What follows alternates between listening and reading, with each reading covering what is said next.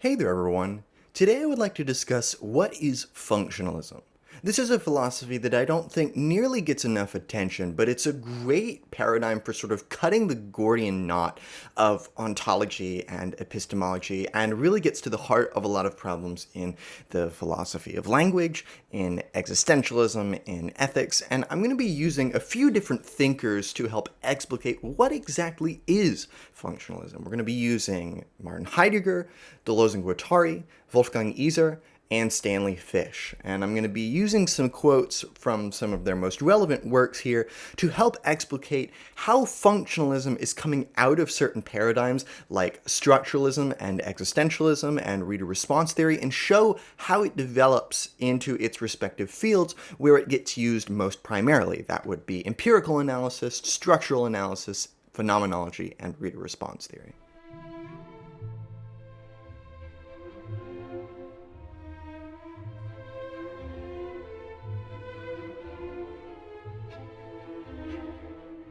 Now, at the heart of functionalism is an ontological question. What does it mean for an entity to be? And the choice word mean here is very relevant because, as Heidegger shows in Being in Time, questions of ontology are simultaneously questions of hermeneutics, that is, of interpretation. We are asking, what does it mean by looking at a field of entities? We're looking at structures that allow them to be as such, ways in which they be. And we're using all of this to kind of paint a picture of how is something. That is, in what manner does it act, move, and be? Because, again, as Heidegger says, being is an active process. Think of the gerund ing that we tack on to the end of active words. Being, running, talking. These are all ways of talking about processes that are continually unfolding.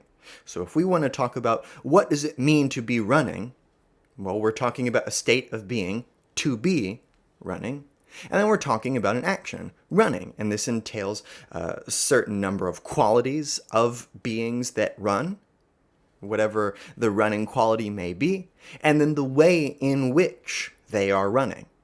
And key for functionalism is looking at entities and asking how questions. How are they running? So this is both a question of function. What are the interlocking parts that are allowing them to function? And in what manner? So we're asking a sort of interpretive question of, are they running briskly, depressedly, zealfully, jestfully? I don't know, I'm using some kind of outlandish terms to talk about running here. But you get the idea. We are not, importantly, asking why questions. Why questions would be about purpose. Take the classic question, why is there something rather than nothing? Typically, this is used as a sort of gotcha question at atheists. That, well, I, the religious person, have an explanation for the reason why there are beings at all. Why things be. But functionalists want to cut the Gordian knot and say that really the question is not why. It is not the purpose for beings being. That could depend on perspectives, and there really is no objective answer for the purpose for why beings ought to be. In fact, it doesn't really matter the answer we give to this question of whether or not beings ought to and why they ought to be in such and such a way. It is merely a fact that they are, and the functionalist is trying to ascertain in what manner, that is, how are beings being in a certain way. So Heidegger comes along the scene, and in Being in Time, he says that in the mode of everydayness, that is, the way that we inhabit the world and interact with entities, beings are what they do. That is, we encounter beings via their ways of being. The modes in which they interact with other entities, the worlds that they inhabit, and the rules of those worlds, and in Being in Time, Heidegger is trying to sketch out these structural totalities that allow for the terms and the preconditions upon which beings can be in different manners. The way that we interact with signs, the way that we interact with other Daseins, the way that we interact with tools are some of the few ways that Heidegger is trying to sketch out this analysis here. And really, what Heidegger is doing that's so important for getting off the ground in terms of understanding functionalism is that he's sketching out structures.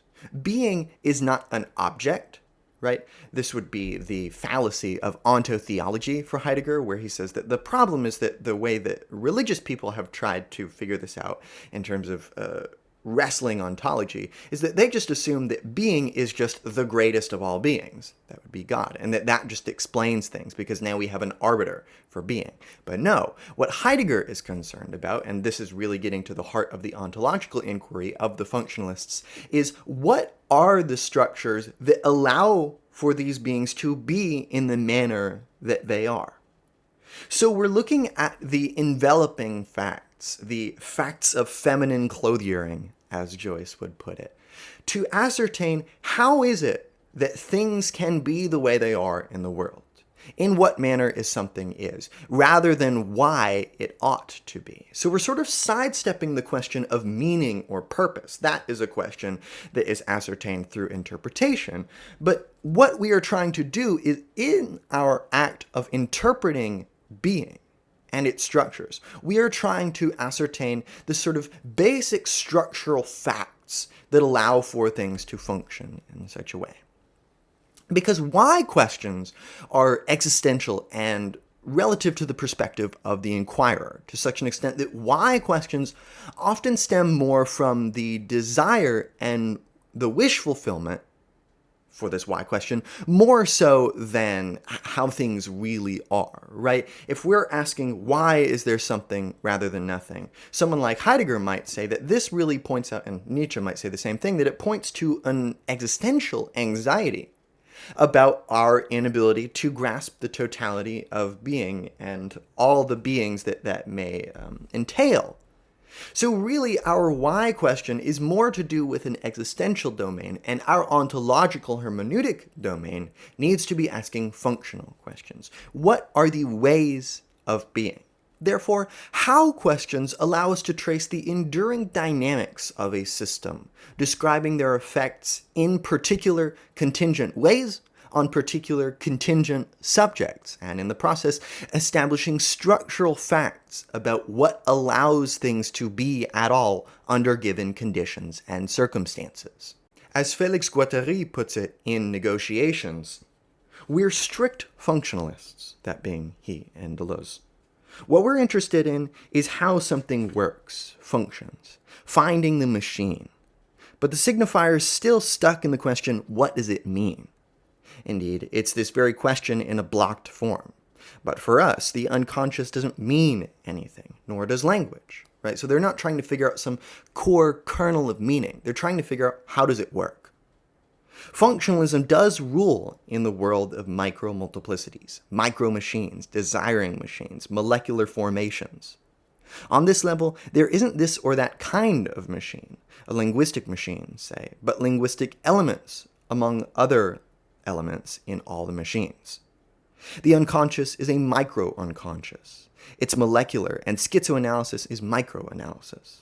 The only question is how anything works, with its intensities, flows, processes, partial objects, none of which mean anything. And when he says none of which mean anything here, of course, he's saying there is no essential kernel of meaning. That meaning will come as a result of discovering these functional capacities, the elements and the particular ways in which they are allowed to siphon through these machines, right?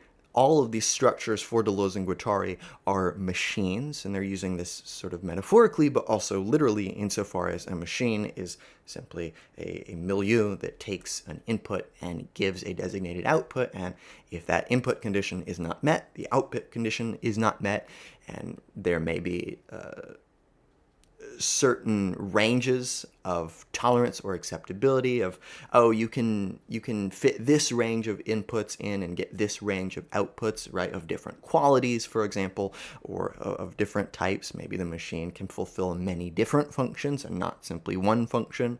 So all of this is their attempt to understand the unconscious. So Now we're talking about questions of mind and questions of existentiality, also questions of language, also questions of sociality. They're trying to use this idea of the machinic unconscious, or of machines in general, as a functionalist allegory, and also just a functionalist tool for talking about the methods by which things happen.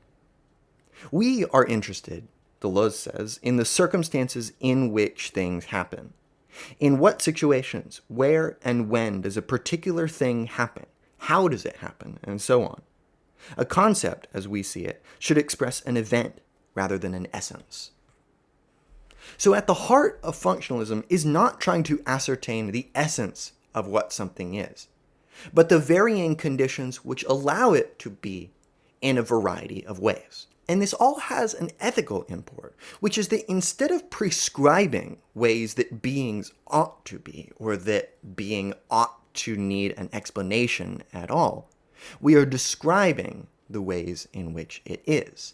And a good way to see this is in Wolfgang Iser's The Act of Reading, where he really wants to talk about the text as requiring reading as the precondition of interpretation. And this means that the reader needs to hearken to the structural facts of the text that allow it to function in a particular way and yield a particular meaning. Therefore, meaning arises out of the process of actualization, that is, the process of reading, and the interpreter should perhaps pay more attention to the process than to the product.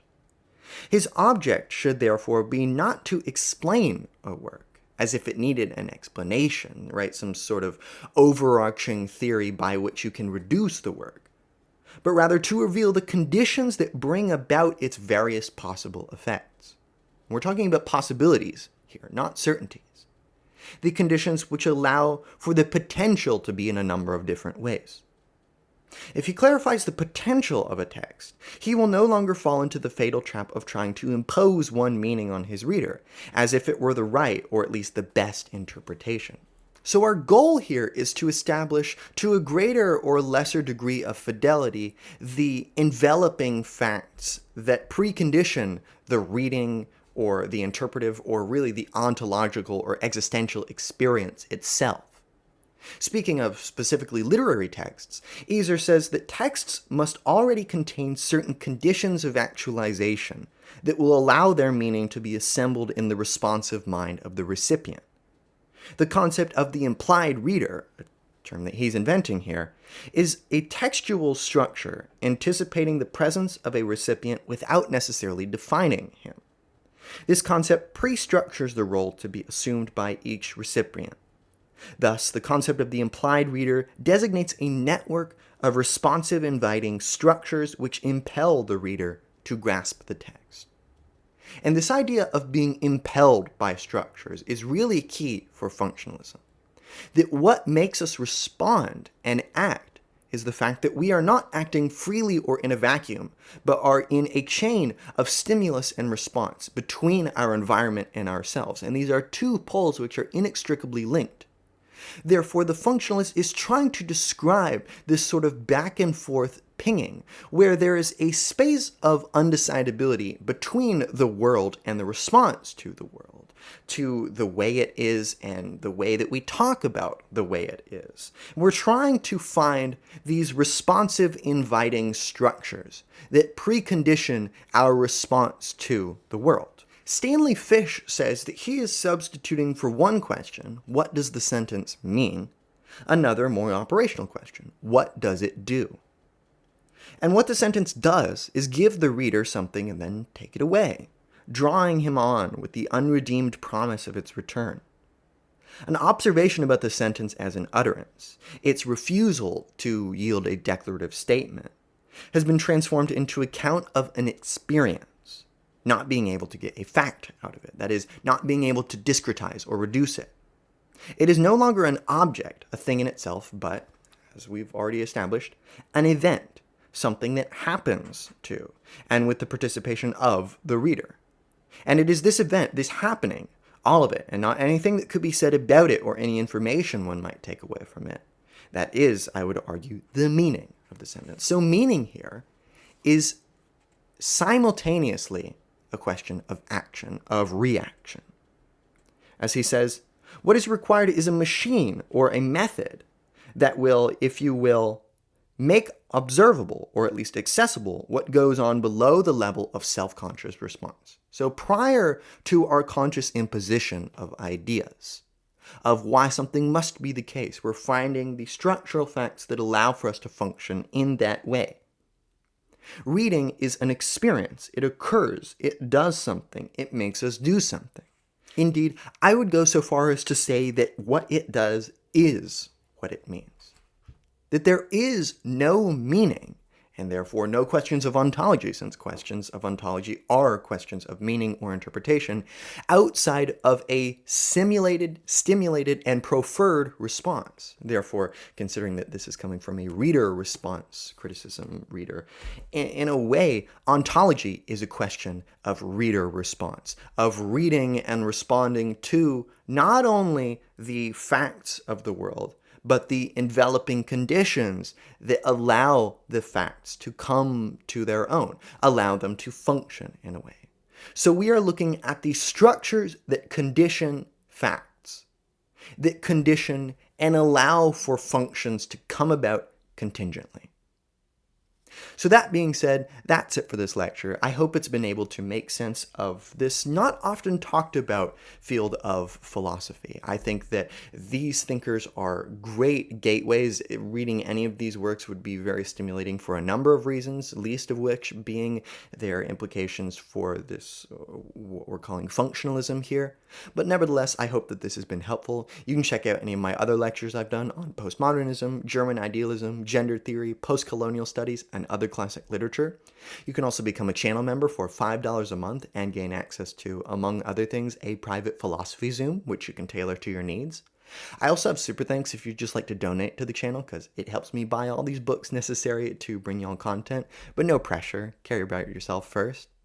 That's it for this lecture, and I will see you in another one.